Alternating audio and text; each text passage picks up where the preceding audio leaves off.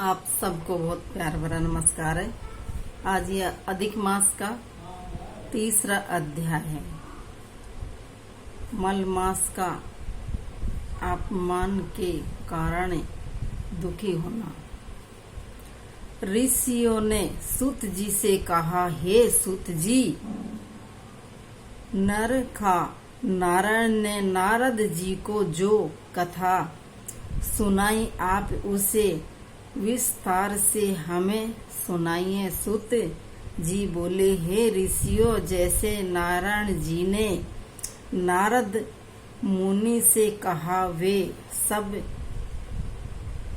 मैं उसे तरह आपको सुनाता हूँ। नारायण ने कहा, हे नारद, सुनो। श्री कृष्ण ने राज युधिष्ठिर से जो भी कहा वे इस प्रकार था। एक बार धर्मराज अजात शत्रु राज्य युधिष्ठिर को दुष्ट दुर्योधन आदि ने कपट करके जुओं में हरा दिया और दुर्योधन के कहने पर दुशासन ने द्रौपदी के बालों को पकड़कर खींचा तो भगवान श्री कृष्ण ने उसकी रक्षा की। उसके उपरांत प्रतिज्ञा अनुसार पांडवों राज्य को त्याग कर काम्बिया के नाम के वन को चले गए।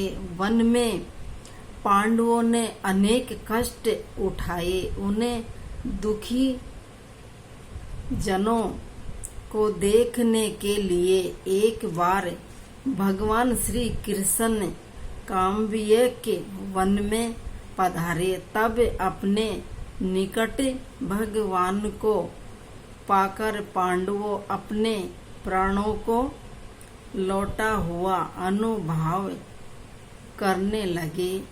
वे भगवान से प्रेम विह्वल हो मिले और भगवान के चरण कमलों में प्रणाम किया। द्रौपदी ने भी भगवान के चरणों में बारंबार सिर नमन किया। भगवान बहुत दुखी हुए और तब भगत वत्सल विश्वात्मा भगवान श्री कृष्ण धृतराष्ट्र के पुत्र दुर्योधन आदि को भस्म कर डालने की इच्छा से क्रोध करने लगे। दुर्योधन भगवान श्री कृष्ण के इस विभावत से रूप को देखकर कांप उठे। युधिष्ठिर द्रौपदी ने तब भगवान की हाथ जोड़कर स्तुति की। अर्जुन ने कहा, हे नाथ, आप जगत की रक्षा करने वाले हो। मैं इस जगत में बाहर नहीं हूँ, तब आप मेरी रक्षा क्यों नहीं करते? संसारिक क्रोध को आप दूर कीजिए। आप तो इन सारी बातों को जानते ही हैं। हाँ प्रभु, मैं आपके चरणों में प्रणाम करता हूँ। श्री नारायण कहने लगे कि इस तरह अर्जुन की कर बंधु विनती वह बारंबार प्रणाम करने पर भगवान श्री कृष्ण ने अपने क्रोध को त्याग दिया।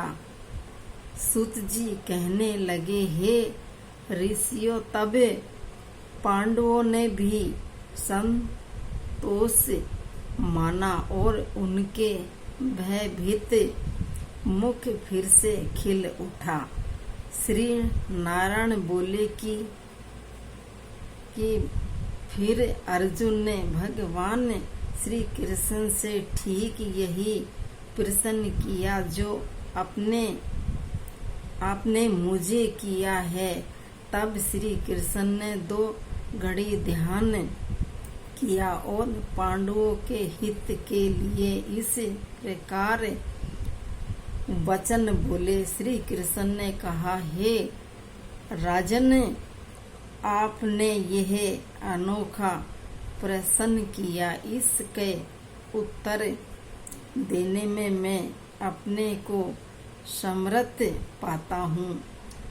चैत्राधिक मास, टूटे हुए पक्ष, नाडकाय याम, त्रियाम, ऋतु मुहूर्त, आयन, उत्तरायण, दक्षिणायन, वर्षा, युग, पराधर, अंत और इन से भी परे नदी, समुद्र, झील, कुएं, बावड़ी, पलवा, निर्झर, लता वृक्ष, औषधि वृक्ष, बांस वृक्ष, वनस्पति, पूरे ग्राम, नगर, पर्वत आदि सब के सब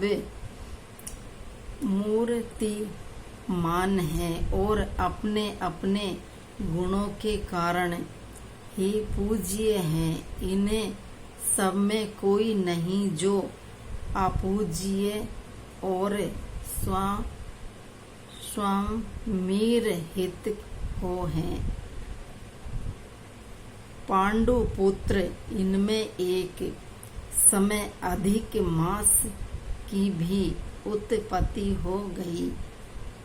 सब लोगों में लोग उसे अनाथ, स्वामीहीन, निंदनीय, अनपूज्य और मलमास, रवि, संक्रांति, हीन आदि नाम से पुकारते थे। शुभ कर्मों के लिए इस त्याज्य कहकर निंदा की गई। ऐसे निंदा वह अपमान के वचन सुनकर अधिक मास, तेजहीन, निरुद्धी, दुखी हो गए। फिर अत्यंत चिंतित होकर मरणसन्न हो गया। तब अंत में किसी प्रकार अपने मन को समझाकर वे मेरे शरण में आए हैं। अर्जुन वे वैकुंठ में आए और मुझे अष्टांग दंडवत किया। मेरे दर्शन पाकर उसने कर बंधु को अपने नेत्रों में आंसू भर लिए। ये 3रा अध्याय है। अब ये 4था अध्याय सुनाती हूँ। अधिक मास का भगवान की शरण में जाना। अधिक मास भगवान को प्रणाम करता हुआ बोला, हे स्वामी, हे दयानिधि, मैं आपके शरण हूँ। बलि श्रेष्ठ लोग मुझे मलमास कहते हैं, मेरा निरादर करते हैं। मुझे स्वामी रहते और मलिन कहकर मुझे शुभ कर्मों के निमित्त त्याज्य किया है। हे दीन वत्सल भगवान कंस की कोपरानिंग से जिस प्रकार आपने वसुदेव की पत्नी को सुरक्षित किया। आहा, वैसे मेरी रक्षा क्यों नहीं करते? दावनलेक से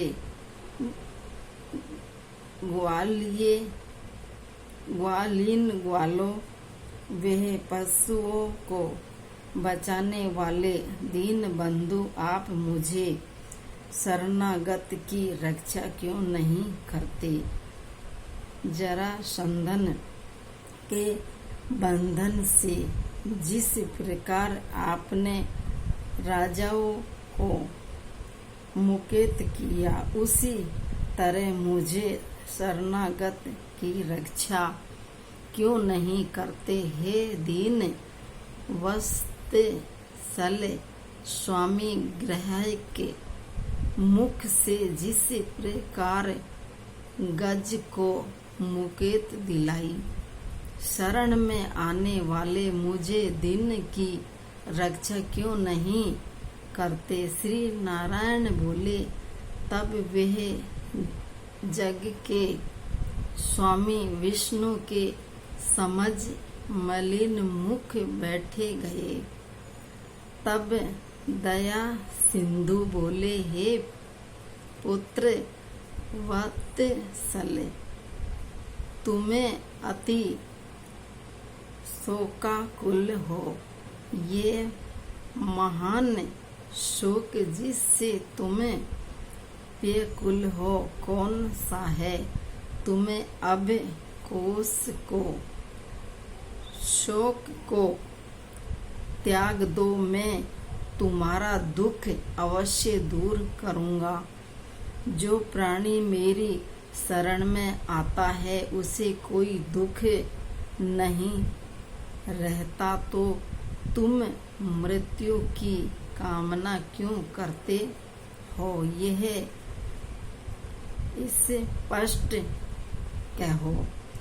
नारायण बोले कि भगवान से ऐसे वचन सुनकर मलमास ने दीर्घ श्वास लेकर कहा, हे भगवान, आप आकाश की भांति संपूर्ण विश्व में व्यापित हैं। आपसे छिपा क्या है? आप चाहें चार आचार सब में व्यापित हो। सर्व साक्षी विश्व व दृष्टा, वे निर्जन निरंकार रूप में सब प्राणी आप में ही निवास करते हैं। क्षण लेव मुहूर्त दिवस रात्रि पक्ष मास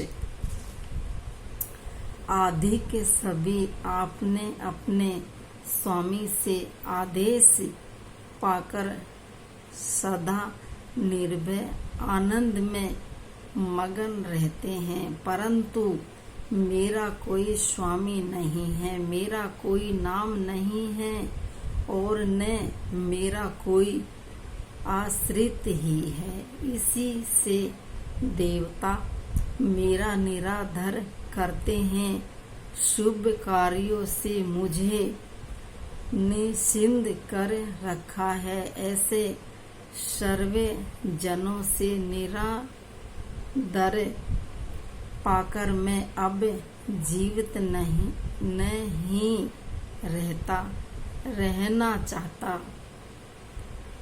नित्य जलने वाला व्यक्ति किस प्रकार सुख से सो सकता है? अंत अपना धर्म देख कर जो चाहे सो कीजिए। आप प्रभु हे, मैं एक तुच्छ जीव हूँ।